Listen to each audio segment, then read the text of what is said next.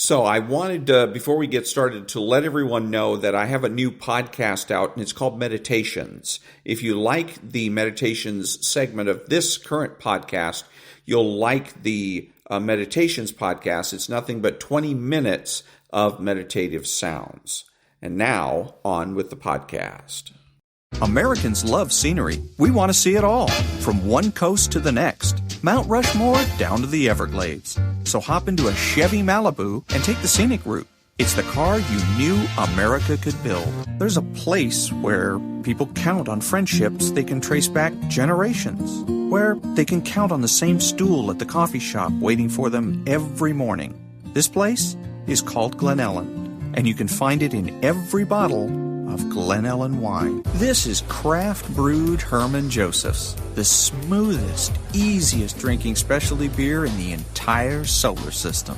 And I believe you'll find drinkable in the dictionary right after don't order a beer you can't drink. Zoingo! Boingo! The freestyle pogo with more boing, more bounce. Bounce further, bounce higher with Zoingo Boingo. To see what makes Arrowhead Mountain Spring water different from those other waters, you have to go back to the source. And with Arrowhead, that means going back a little farther and longer than most. Between security challenged and security strengthened, there's one important word: how. And it is the how that makes all the difference to our nation and our world. Lockheed Martin. We never forget who we're working for. What makes Kraft Singles so good? 2 out of every 3 kids don't get the recommended amount of calcium. But with Kraft Singles, they get a good source of calcium and the taste they love. Kraft Singles. Magic every single time. Throw boring overboard with a new real meal from Long John Silver's. A meal worthy of a plate. Just $4.99. Only at Long John Silver's. We may not all be geniuses, but we can all do something smart. Introducing the Hyundai 199 Sonata Lease. It's a smart deal on a really smart car.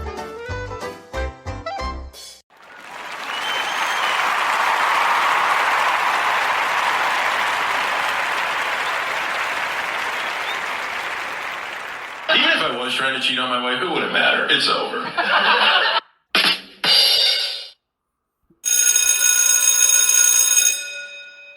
Good morning. It's Saturday, Rules Saturday, May the 17th, and this is The True Conservative. Welcome to all the butchers, bakers, and candlestick makers out there. I'm Ron, your host, and the only true conservative in the United States today. So today, after the Serenity Prayer and the patriotic song of the day, we will have no free lunch, rules for retrogrades, motivation, meditation, and rules for patriots. All that and more when I get back.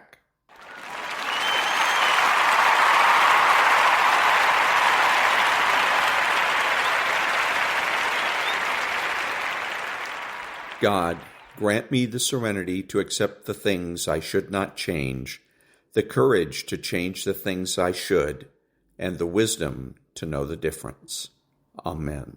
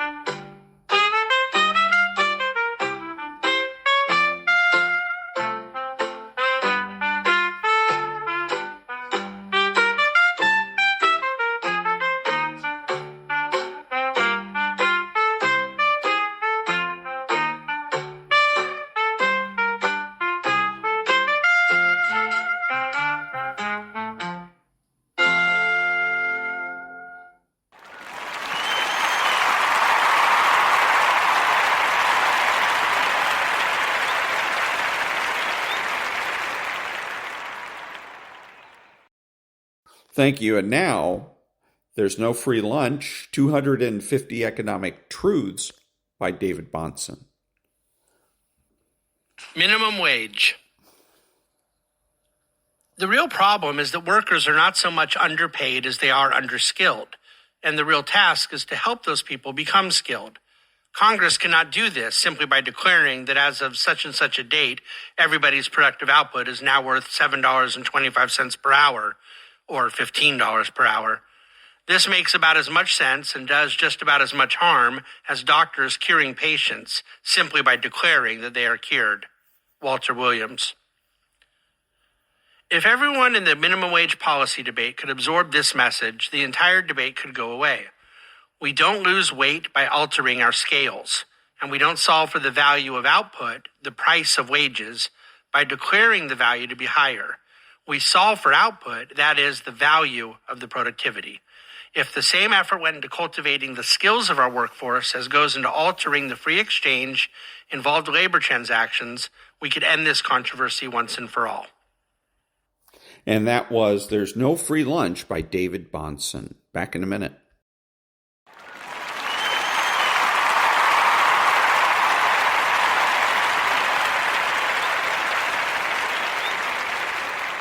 Thank you. And now, from the book Effective Interpersonal Communications, Method 13, Present the Alternative, also known as I Had No Choice or I Made the Best Decision Possible. Think about when you need to make a decision. You need to make a decision when you have more than one option, but sometimes you come across situations where no matter what option you choose, the other person blames you either way. In that case, if you think he'll listen to you, you can present him with the alternative. What would have happened if you didn't take the decision you took? This is a method based on simple logic. You tell the person who criticizes you that things would be just as bad or even worse if you didn't make the decision that you made. Now, of course, some people simply won't listen to logic no matter what. To them, you don't need to listen either. The Battle of Stalingrad from 23 August 42 to 2 February 1943 was one of the bloodiest battles in the history of warfare and one of the most important battles of World War II, which permanently turned the tables on the Nazi forces. The battle was fierce, and both sides kept sending reinforcements, and bloody street-to-street, house-to-house, and room-to-room battles took place. After 3 months of slow and useless fighting, the Soviets launched an attack from the sides and encircled the city. The Germans were now surrounded. Despite this, the German leader decided not to order the army to break out. Supplying the 270,000 men trapped in the city required 700 tons of supplies a day. That would mean 350 flights a day. However, according to a source in the German 6th Army at the time, on not a single day were the minimal essential number of tons of supplies flown in. On the 7th of January 1943, the Soviets sent 3 envoys. The Soviet envoys offered generous surrender terms to the German commander Paulus. If he surrendered within 24 hours, he would receive a guarantee of safety for all prisoners, medical care for the sick and wounded, prisoners being allowed to keep their personal belongings, normal food rations, and repatriation to any country they wished after the war. Paulus requested permission to surrender, but Hitler rejected Paulus's request out of hand. The Germans were now not only starving, but running low on ammunition. Nevertheless, they continued to resist, in part because they believed the Soviets would execute any soldiers who surrendered. On the 26th of January 1943, the German forces inside Stalingrad were split into 2 pockets. On January 28th, they were split into 3 parts. On January 30th, Paulus notified Hitler that his men would likely collapse before the day was out. In response, Hitler issued a number of field promotions to the 6th Army's officers. Most notably, he promoted Paulus to the rank of General Field Marshal. Hitler mentioned that there was no record of a German or Prussian field marshal ever having surrendered. On the next day, the southern pocket in Stalingrad collapsed. Soviet forces reached the entrance to the German headquarters in a ruined department store. He denied that he was the commander of the remaining pockets in Stalingrad and refused to issue an order in his name for them to surrender. Paulus did. Within a couple of days, however, the other pockets also surrendered. Upon finding out about Paulus's surrender, Hitler flew into a rage. Paulus had to make a difficult decision. He saw his men die on a daily basis. Part of him definitely wanted to surrender. Surrounded and starving, alongside getting fired at daily, it was more a massacre of his troops than a battle. However, he did not pursue the choice, which was better for himself and his soldier. Instead, he gave more value to what their sacrifice meant to other army units and the country at large. Yet no matter what he did, he was still criticized. He fought till the end and only surrendered when he had no other choice, and fighting anymore was of no use. Yet all this was not enough, and Hitler wanted him to commit suicide. Paulus, a Roman Catholic, was opposed to suicide. During his captivity, according to General Max Pfeffer, Paulus said of Hitler's expectation, "I have no intention of shooting myself for this Bohemian corporal." The lesson from the story is that sometimes a person is faced with making tough choices, and no matter which alternative we chose, there are those who will criticize our choice. Some other people won't even care what choice you made. After capturing Paulus, the Soviets wanted to recruit him into the National Committee for a Free Germany, a group of Germans they had created to oppose the Nazi government in Germany. At first, Paulus refused to collaborate with the Soviets. However, after the attempted assassination of Hitler on July 20th, 1944, he became a vocal critic of the Nazi regime while in Soviet captivity, joining the Soviet-sponsored National Committee for a Free German, appealing to Germans to surrender. The present the alternative method can also be used to train children. When Charles refused to listen to his mother and study, she said, "Then your playtime will be canceled, and you will have to study later." That way, she put two clear choices in front of Charles. Either he plays now and studies later, or he studies now and plays later. By adding value to one of the playtimes in contrast to the other, there's even more chance of getting the desired results. For example, at the moment, Charles is having a lower level of entertainment, and later on he will play with friends. In that case, Charles will be more inclined to listen to his mother and study now. It is one of the ironies in life that we can't see things from other people's points of view. A person always needs to explain why they had to do something. Very few people would take out the effort to understand your point of view, even when they sincerely want to. We need to put all other options we had in front of the other person in order for him to understand why the option we chose was the best. We need to explain that even if what we did looks bad at first, it was the lesser of all evils. And that was Chapter 13, Present the Other Side, option from the book, Effective Interpersonal Communication. Back in a minute.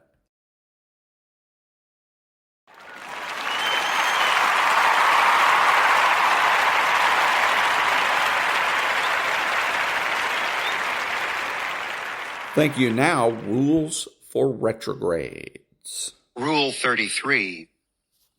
Stop heralding unwelcome news of progressive victories by wishfully proclaiming, channeling Japan's Admiral Yamamoto circa Pearl Harbor Day, that radicals have awakened a sleeping giant. The platitude is beyond being banal and naive. It's triumphalistic in the most tone-deaf way, and therefore it must be anathema to the retrograde if we are to see our worldview win the day. Yet, in the face of shameless leftist mischief, the reimagining of the American healthcare system through the Affordable Care Act, the attempted coup against Donald Trump by nefarious deep state actors, the attempt to usher in Catholic women priestesses in the Amazon Synod, etc., we have heard ad nauseum that certainly the latest bits of news from the front will finally push passive observers over the edge, awakening in them a fighting spirit sufficient to spur them to rise up en masse and finally vanquish our ideological foes, restoring common sense and decency to the public arena. Horse feathers. Countenance the fact that most men don't have fighting spirits, or at least have dulled them with lives of vice and indulgence, and of the few that do, most need their dormant fighting spirits to be invigorated by an even smaller strata of strong men with vision. It is an illusion of the most dangerous sort to believe that coming eye to eye with an injustice, men will naturally rise up and take the necessary actions to set the world aright again. The retrograde should constantly and soberly remind himself that the fallen human condition is such that feeble men, on the whole, will adapt to and even embrace even the most perverse and unpalatable regimes, so long as they have ample entertainment, cake, and carnal pleasures. Billions of people have endured, many with smiles, severe repression at the hands of tyrannical states like Red China, North Korea, the Union of Soviet Socialist Republics, and Germany's Third Reich. These regimes have denied people fundamental freedoms such as familial integrity, freedom of speech, and freedom of religion, strictures far beyond those fathomable to the fatted Western mind. And yet, despite the Spartan conditions and dystopian laws of such states, political dissension was or is underwhelming, even moribund. Never underestimate man's ability to abide an evil to which he has become accustomed. The uninspired man eventually accepts his lot and resigns himself to suffering it rather than risking his few creature comforts and perhaps even his life and liberty in favor of justice, intangible as it is. Only the unworldly and noble man can risk tangibles for ideals. Like in the film High Noon, complacent men, who are sadly the vast majority of the race, will make every excuse to avoid the inconvenience and risk that accompanies the defiance that is part and parcel of being a retrograde. Thus, that sleeping giant so giddily touted by armchair activists is often no more than a paper tiger. Moreover, to many, the sleeping giant metaphor represents a groundless assurance that goodness will ultimately win the ongoing cultural and political wars, despite a seemingly endless succession of radical triumphs and battles which forebode just the opposite. Hence, the metaphor is false catharsis, a dishonest emotional pacifier for those who need to self-soothe in the wake of bad news. It is a failure to come to terms with objective reality. Such a failure to grasp the current state of the world is a roadblock for the retrograde agenda. In order to fight the wiles and schemes of radicals, we need people to get mad and to stay mad, mad enough that they're willing to spend their energy and treasure on the raging culture wars. When the cockeyed optimist assures his fellow men that all is well, that indeed a sleeping giant of dedicated retrogrades will invariably arise to win the culture wars, despite losing battles with alarming frequency, he squelches their righteous anger. After all, if all is well, then there is no need for mobilization going forward. Blind optimism disincentivizes necessary and fruitful engagement by retrogrades because it prematurely claims victory solely on the basis that people notice and object to the act of radicals. Thus, the rank sentimentalist who suggests that goodness is somehow destined to prevail in the temporal struggle should be the object of the retrograde's scorn. Such a man has yet to wrap his mind around theodicy and the mystery of iniquity. The sleeping giant metaphor lulls would-be agitators into an undue passivity, since it wrongly assumes that wheels are in motion that will culminate in the undoing of radicals' misdeeds. It essentially conflates people's initial reflexive outrage over perceived injustices with organized and efficacious political engagement. It assumes that because people are angry, they will direct their anger into the proper channels by which change may be effected. This is akin to confusing potential energy with kinetic energy. The fact that a political or cultural injustice wrought by radicals irks the consciences of the masses is a mere starting point. It's an aggregation of potential energy. But in order to do any good, this potential energy needs to be actualized and released through political organization and transformed into political movement, whether in speech, demonstrations, volunteerism, or capital donation. If initial outrage is never actualized into political movement, Then it evaporates with the oscillations of the human mind, or slowly dies out, like a fire having burnt through all its fuel. So, the rousing of people's passions in response to an injustice should not be received as a victory in and of itself. Rather, it should be viewed as a starting point by which, through methodically directed political engagement, true victory can one day be achieved. And since the sleeping giant metaphor undercuts efficacious political engagement, snuffing it out while it's still in inchoate form, the metaphor is to be removed from the retrogrades' vocabulary. And that was Rule 33 for Rules for Retrogrades, 40 Tactics to Defeat the Radical Left by Timothy J. and David R. Gordon. Back in a minute.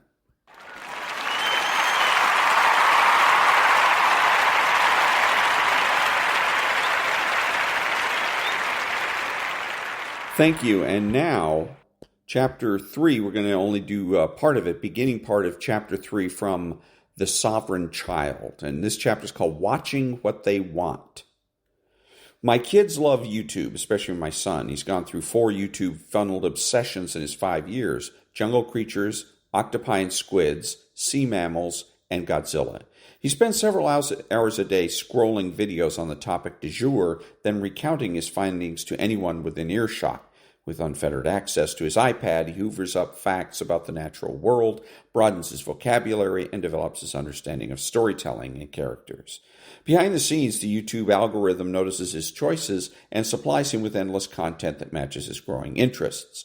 He shares what he learns with us, and he uses it in his imaginative play. Some of his favorite toys are discarded household items that he repurposes to play act what he sees on YouTube. As he cycles through various channels on various topics in various formats, he experiments with their speaking styles and turn of phrase. This portal to his interests isn't just entertaining and edifying for him, it's incredibly helpful to us. When my wife and I are trying to get work done around the house, he doesn't bug us to focus on him. When we visit friends who don't have age-matched kids he can play with, he entertains himself with his iPad. When I need to disrupt whatever he's doing to run an errand, he's happy to oblige as long as he can watch something in the car. And when he wants to stay up late, he is content to watch his tablet while the rest of the family sleeps. YouTube obviates countless opportunities for family discord. We all know the stereotype of the kid who spends too many hours staring at a tablet, isolated and withdrawn, distracted, unable to put the device down, and irritable when separated from it. His language is stunted, his relationships lack emotional depth and richness, and he's ignorant about the real world. My son's reality is the total opposite. He is quick to exchange his tablet for a friendly face. He welcomes adults and siblings into his world for hours of imaginative play. People are impressed with his vocabulary. He consoles his little sister when she's upset and plays pranks on adults.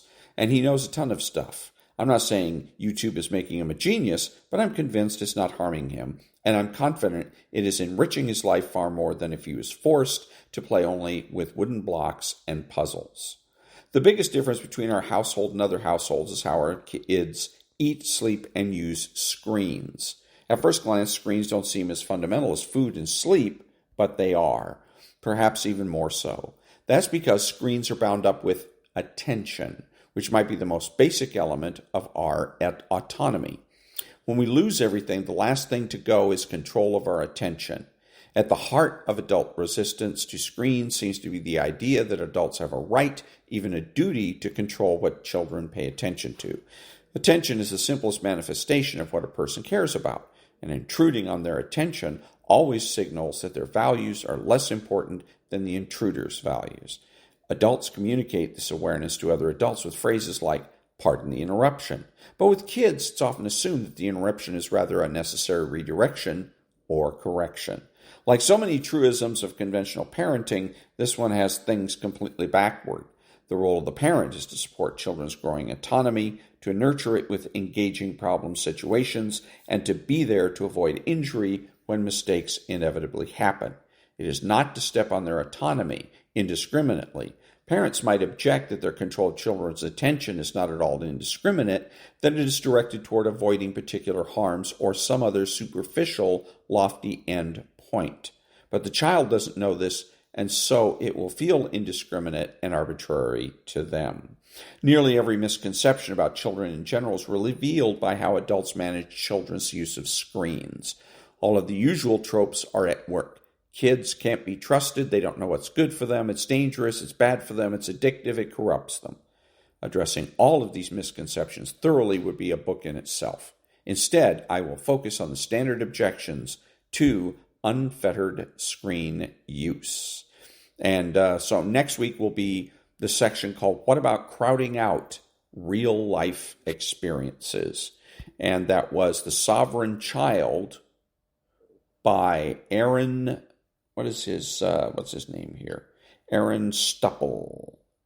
Back in a minute.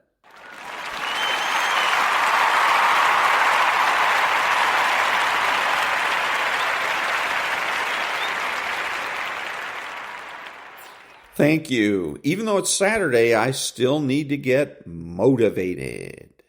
What is the common denominator of failure? Why are you failing? You never say because of me. Oh, it's the competition. It's the economy. It's the president. It's Congress. If you wake up tomorrow morning and blame your failure on someone or something else, you have no reason to change, do you? But if you woke up in the morning and looked in the mirror and said, I am failing because of me, the decisions that I make, the energy I put in, I'm not passing the blame. If you look in the mirror tomorrow and say that, you will change. Because nobody likes thinking of themselves as a failure.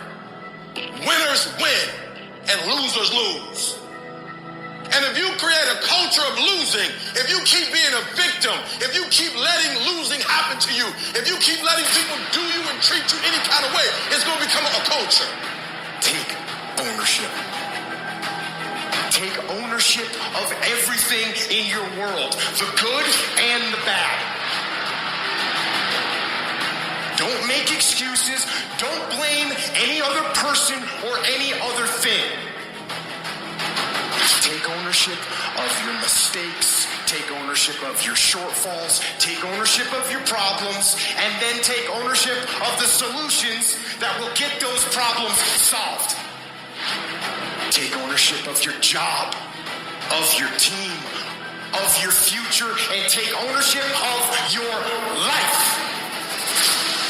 No alarm clock needed. My passion wakes me up. My drive wakes me up. My determination wakes me up. My ability to be, do, and have whatever I want, it wakes me up. What wakes you up? What drives you? Why are you playing this game? You got to begin with the end in mind. So whatever your dream or your goal is, you got to wake up every day to it. You got to go to bed with it.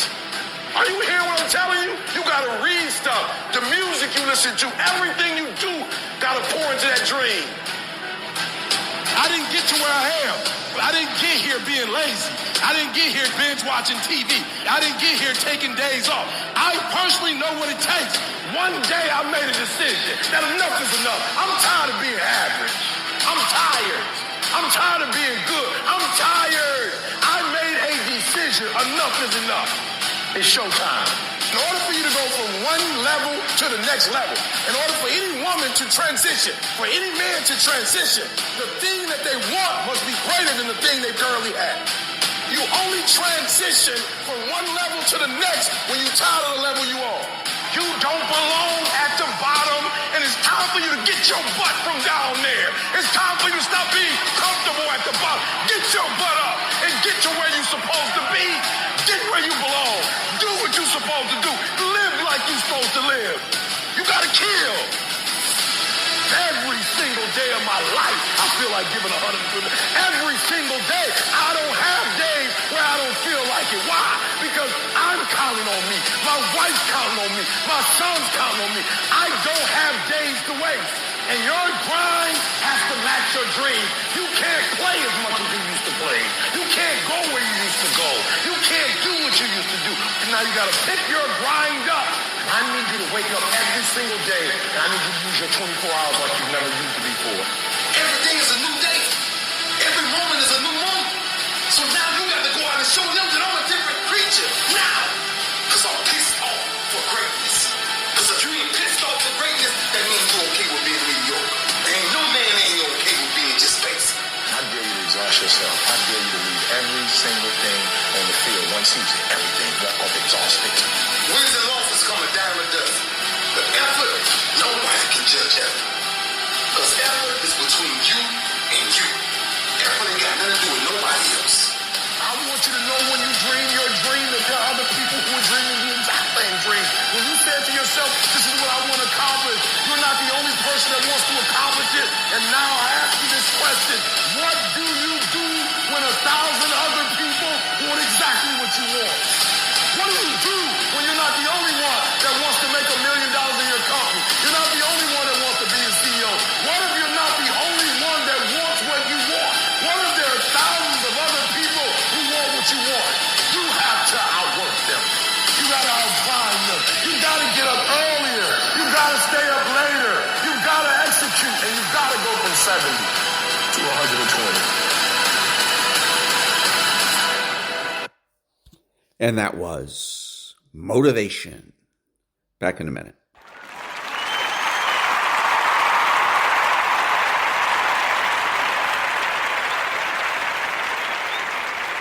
Thank you, thank you. And now a little bit of meditation.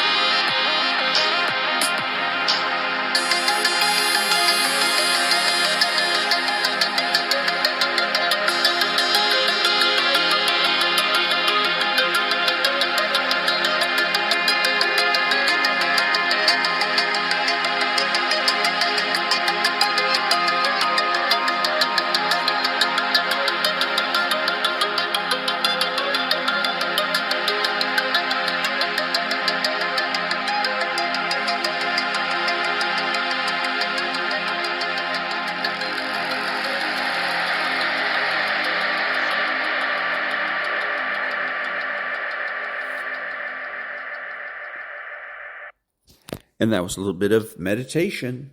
Back in a minute.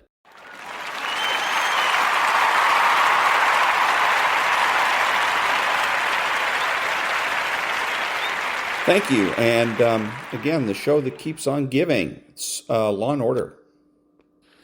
She's going to sit in jail for 2 years waiting for a trial. If she's innocent, you can prevent it. So there you go. You can sit in jail for 2 years waiting for a trial. That's not necessary. What he's assuming is that the defendant is going to waive his right to a speedy trial. That's what the defense attorneys always tell the defendant.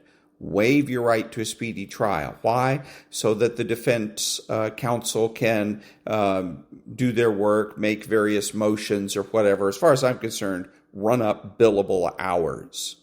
The point is, you don't have to. Nobody has to waive their right to a speedy trial. Nobody has to wait for 2 years or maybe longer to go to trial. Nobody. Back in a minute.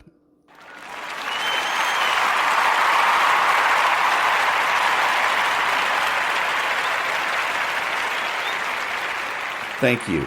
Now, what does the phrase, if you're explaining, you're losing, mean? This was said by Ronald Reagan, speaking of political campaigns. From the perspective of your audience, if you have to explain yourself, you come off looking desperate to convince. As a consequence, you lose the high ground. From a more philosophical perspective, if you have a clear conscience and strong conviction towards the positions you take, your values, truth, and direction, you don't need the opinions or consent of others. As a consequence, you don't need to explain yourself. However, if you yourself are not convinced of the validity and truth of your position, or you can't fully justify your choices, then you continue to expel words in an attempt to create the illusion of certainty. Back in a minute.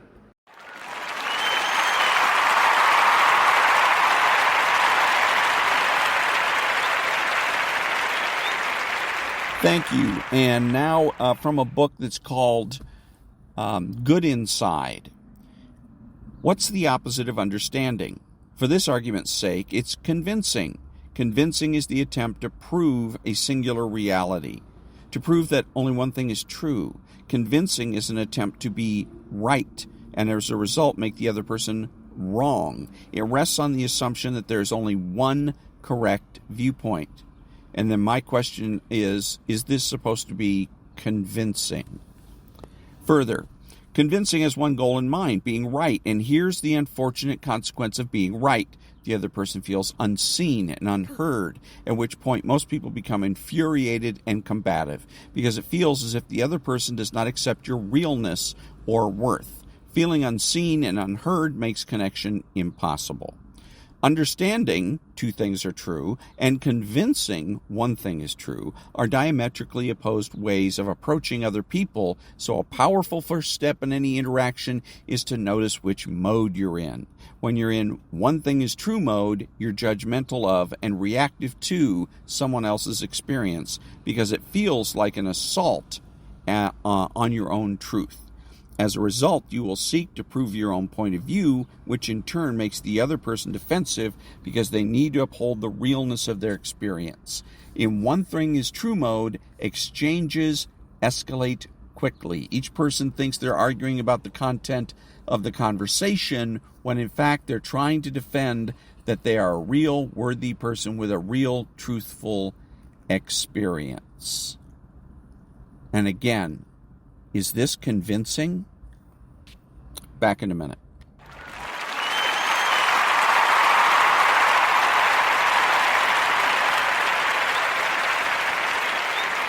Thank you. Now the preamble to the Declaration of Independence. We hold these truths to be self-evident, that all men are created equal, that they are endowed by their Creator with certain unalienable rights, that among these are life, liberty, and the pursuit of happiness, that to secure these rights, governments are instituted among men, deriving their just powers from the consent of the governed, that whenever any form of government becomes destructive of these ends, it is the right of the people to alter or to abolish it, and to institute new government, laying its foundation on such principles and organizing its powers in such form as to them shall seem most likely to affect their safety and happiness. Back in a minute.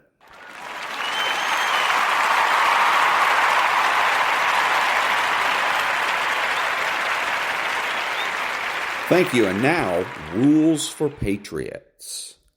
Chapter 1. Why we lose. For too long, conservatives have been operating under a false assumption. And this false assumption has 3 creeds. Number 1, we make up the silent majority. Number 2, this is still a right of center country. And number 3, liberal media bias is primarily to blame for losing elections. 2 of these are not true. And the one that is true isn't so for the reason we think it is. It is true that this is still a right of center country. But we say that without recognizing the center has moved at least somewhat left. Today's moderates were liberals 40 to 50 years ago, when today's liberals were radicals, typically relegated to seedy dive bars listening to the Velvet Underground, or on the faculty of a college campus reading contraband copies of Ramparts. Likewise, today's establishment Republican is where the mainstream of the Democrat Party used to be. So for conservatives to hang our hats on this still being a right of center country is like bragging about having fewer public gaffes than Joe Biden. Furthermore, the silent majority is an antiquated term. There was recently a day when the Judeo-Christian ethic was taught and modeled quietly in the majority of our homes, while the elites slouched mainly alone towards Gomorrah. We can't even count on that anymore.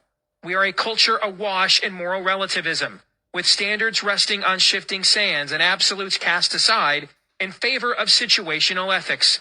The silent majority, like the rest of America, has been balkanized. At best nowadays, it's a silent yet substantial minority. The closest we can now come culturally to a uniform moral standard is you can do whatever you want to do as long as it doesn't hurt anybody else. In other words, everyone is wise in his own eyes. And enough whining about liberal media bias already? Is the majority of the mainstream media liberal? Is the Pope Catholic? However, with the growth of alternative and social media, the percentage of the American people who use the mainstream media as their primary source of information is dwindling. It will only get smaller as more tech-savvy generations grow older. As their audience shrinks, so does their influence. Don't forget, Ronald Reagan won 2 landslide elections without the benefit of Fox News, Matt Drudge, or talk radio. There is so much conservative media infrastructure today that didn't exist 20, 30 years ago, and some of it is among the most profitable in our industry. Our problems go way beyond messaging, which is the symptom and not the disease. Besides, as a talk show host that's probably been interviewed for more stories by the mainstream media in the past 2 years than just about any of my peers, many of whom won't even talk to the mainstream media, I've also learned that liberal media bias we think exists is actually more of a secular media bias. Many reporters, especially the ones my age and younger, have been exposed so little to biblical teaching and Christian theology that a faith-based worldview is often just dismissed out of hand as not even worthy of their consideration. Their liberal politics is the result of a secular progressive worldview that is often unchallenged by a Judeo-Christian moral ethic. There are times I've done these interviews with these folks, and after they hear what I have to say, they look at me like they're observing a new species of animal in its natural habitat. They're like, wow, you really exist. I only thought you were a straw man for my leftist professors in college, but here you are in the flesh. Case in point, remember when you had the stereotypical priest coming to the rescue in the horror movie? Contemporary horror movies act as if the church doesn't even exist, and man is on his own to face evil. That is but one anecdotal example of what I'm talking about. It is time for conservatives to stop playing the victim card and start being honest with ourselves about where this country truly is. On my radio program, we call this 3D thinking. The first dimension is to know why you believe what you believe. The second is to know why others believe what they believe. And the third is to know why others believe what they believe about what you believe. With that in mind, the answer as to why we've lost so much ground in this culture isn't liberal media bias, which is symptomatic of the problem. The reason we've lost so much ground in the culture is because most Americans lack the worldview our founding fathers had, which is the second dimension. As far as the third dimension is concerned, most Americans do not have the proper worldview because the institutions and organizations in our culture charged with instilling it in them, primarily the family, churches, and schools, are either in societal decline or have been taken over by those who disagree with the worldview of our founding fathers. They are systematically purging it from these institutions and organizations as we speak. I don't base this analysis off my own opinions, but off of the data. I may be a man of faith, but analytically I am a data-driven guy, and the data of where we are as a people is disappointing, to say the least. Look at our worldview. According to leading worldview trend analyst George Barna, only 34% of adults believe that moral truth is absolute and ethics are not situational. Just 27% of adults believe the devil is a real force of evil in the world. Didn't someone once say the devil's greatest trick was convincing mankind he didn't exist? That appears to have worked on about 3/4 of the American people, and 72% of them also believe they can earn their way to heaven by being good. And of course, the standard for good is highly subjective. This rejects the traditional Christian notion that it is by the death and resurrection of Jesus Christ, you know, the Easter story, that we are reconciled with our Creator. Add this all up, and Barna concludes that since he started surveying American belief systems in 1995, the percentage of adults with the same basic Judeo-Christian worldview as our founding fathers has typically ranged from 7 to 9%.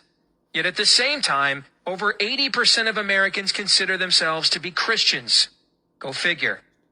Now, a worldview isn't the same as a moral view. Most Americans still possess, on some level, a basic Judeo-Christian moral view, even if it's polluted in certain places by contemporary influences like moral relativism and situational ethics. Now, I would define a Judeo-Christian moral view as rightly knowing where right and wrong comes from and who the ultimate determiner of right and wrong is. A Judeo-Christian worldview is rightly integrating that knowledge of right and wrong and who we're ultimately accountable to into our daily lives so that it becomes the main influence for the decisions and choices we make. In other words, actions speak louder than words. For example, you're supporting a truly principled conservative against a Republican hack in a primary. Your guy loses said primary, and now the GOP establishment begins its sanctimonious and fingernails on a chalkboard annoying calls to coalesce because the Democrat is allegedly so much worse when, in many cases, they turn out to be one in the same. You dig in your heels and say, no way. You've read this book before, and every time you swallow your integrity and vote for the Republican, he or she then makes you regret it nearly every day they're in office. You're bound and determined you won't fall for the banana in the tailpipe anymore. But then, the Republican goes head-to-head with the Democrat, and you notice that by comparison, he's articulating a viewpoint so much closer to your own. In fact, he's starting to sound so good that now you're wondering why you raised such a stink in the primary in the first place. You start questioning yourself and wondering if the Republican Party establishment has been right about conservatives all along. Maybe we are. Impossible to please. Dadgummit, if you knew all along this guy was so good, you would have urged others to coalesce sooner to keep your powder dry for the general. You relent, and it's once more unto the breach for you. You're now all in for the Republican to beat the Democrat you believe is the clear and present danger.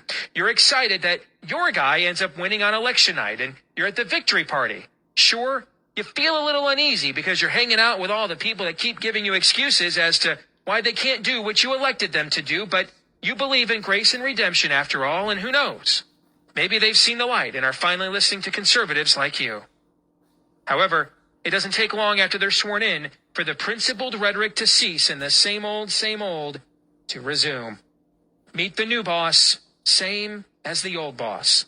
Now you're just months into the Republicans' milquetoast reign of lukewarm spit, and already you're kicking yourself, wondering why you fell for the banana in your tailpipe yet again.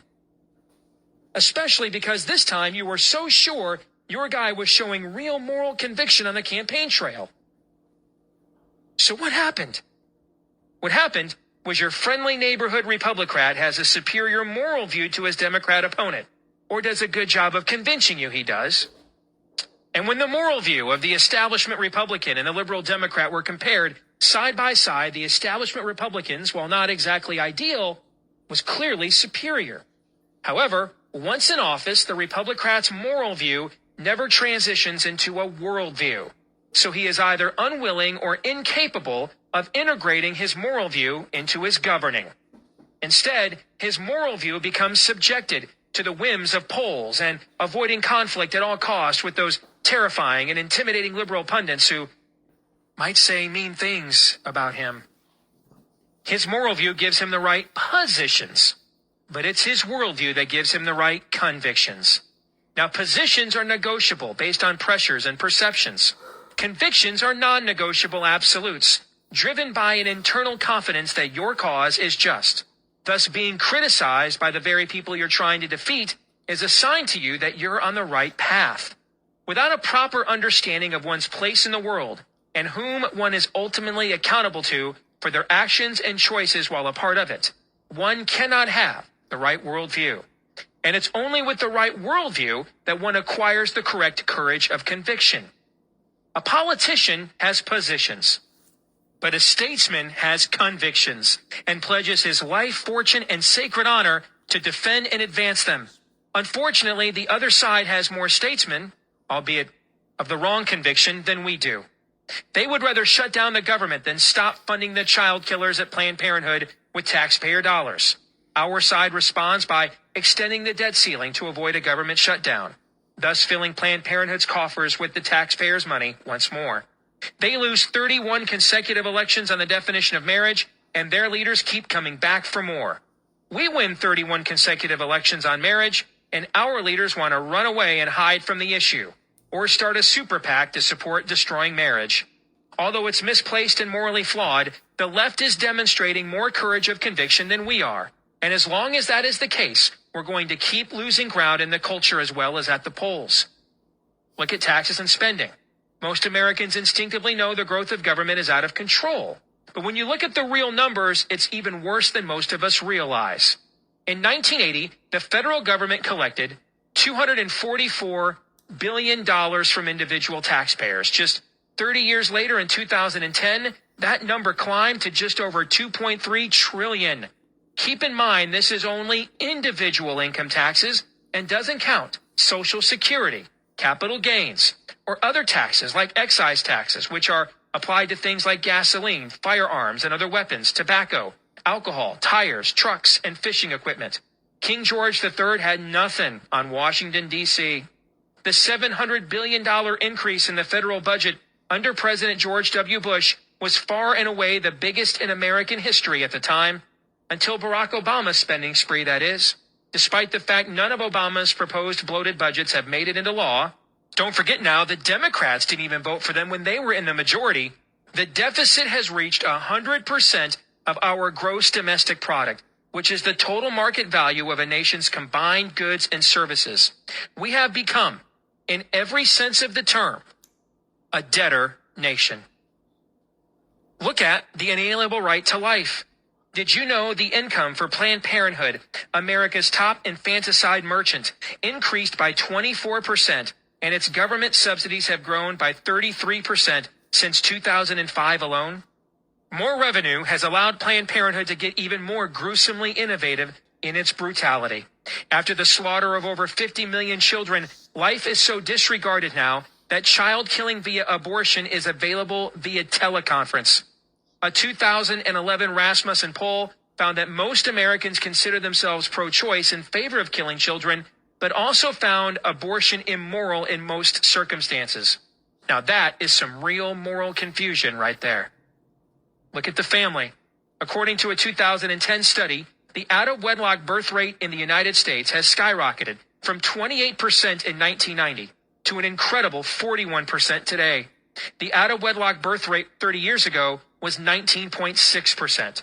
Translation, despite much more awareness, acceptance, and access to birth control, as well as millions of taxpayer dollars invested in abstinence programs, more and more children in this country are conceived by parents who are not married. The current divorce rate in America for first-time marriages is 41%. For second marriages, it's 60%. And for third marriages, it's 73%. While divorce rates did decline from 1981 to 1990, for the first time in American history, a couple is just as likely to be parted by divorce on average as by death. Also, for the first time in American history, married couples are the minority, with the majority of American adults either living together or remaining single. How about education? It's the single biggest industry behind energy in America, and it's one of the largest total expenditures for government at all levels. Nonetheless, the government education system in America, as depicted by must-see films like Waiting for Superman, is a pandemic of failure. Much of the hand-wringing is over American students' paltry proficiency in math and science. But the real concern again comes down to worldview. A recent Department of Education survey found history is the weakest subject among American students. Only 20% of sixth graders, 17% of eighth graders, and 12% of high school seniors demonstrate a solid grasp on their nation's history, which means they grow increasingly ignorant the longer they're in school. A majority of fourth graders didn't know why Abraham Lincoln was important. Nearly 80% of 12th graders incorrectly identified North Korea's ally against the U.S. in the Korean War, despite the fact it was a multiple-choice question. In 2011, Newsweek administered the U.S. citizenship test to 1,000 American citizens, and the results were tragic. Here are just a few examples. 33% of Americans could not identify when the Declaration of Independence was signed. 65% of Americans couldn't say what happened at the Constitutional Convention. 80% of Americans didn't know who was president during World War I. In 2012, Xavier University did its own national poll of Americans using 10 questions from the U.S. citizenship test. Only 1 in 3 Americans correctly answered at least 6 of the questions, which is required for a passing score. The results go downhill from there. 59% of Americans could not name one enumerated power of the federal government found in the U.S. Constitution. 62% of Americans could not name the governor of their state. 85% of Americans did not know the meaning of, quote, the rule of law. 75% of Americans could not answer the question, what does the judiciary branch do? 71% of Americans were unable to identify the Constitution as the supreme law of the land. 62% of Americans could not name at least one of their 2 U.S. senators. And 62% of Americans could not name the current Speaker of the House. Can you say low information voter? I knew you could. As if all this data weren't depressing enough. In 2011, the Intercollegiate Studies Institute surveyed 165 Americans who have been elected to public office. Here are some of those findings. Only 49% of them could name all 3 branches of government. Only 46% knew that Congress, not the president, has the power to declare war. Only 15% knew the phrase separation of church and state never appears in the Constitution. Only 15%. Only 57% knew what the Electoral College was, and 20% of those that didn't thought it was a school for training those aspiring for higher political office. In other words, our politicians are even more ignorant about whom we are and how we're supposed to govern ourselves than the American people are. The dumber we become, the bigger the government gets, because we can't have self-government if we don't know what the government is supposed to do. How can we possibly expect to successfully defend America's traditions and ideals when most Americans don't even know what they are? This reminds me of a private roundtable with former Speaker Newt Gingrich I once sat in on. And Gingrich made the observation, we're never going to decentralize power away from the Beltway and empower self-government again until the American people become much more informed and much more involved.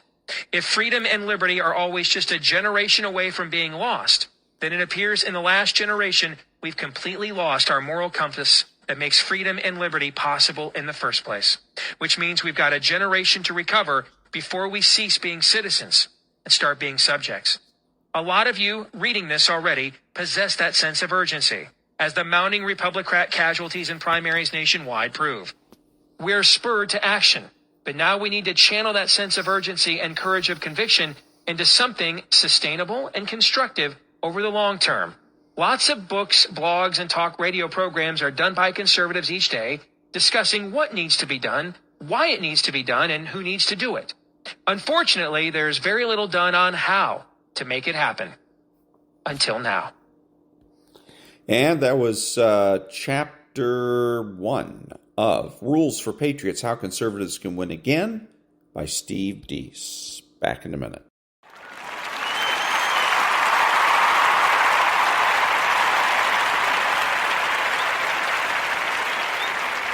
Thank you, and this is Ron, your host, the only true conservative in the United States today, bidding adios to all the butchers, bakers, and candlestick makers out there, and reminding you that materialism is a concept.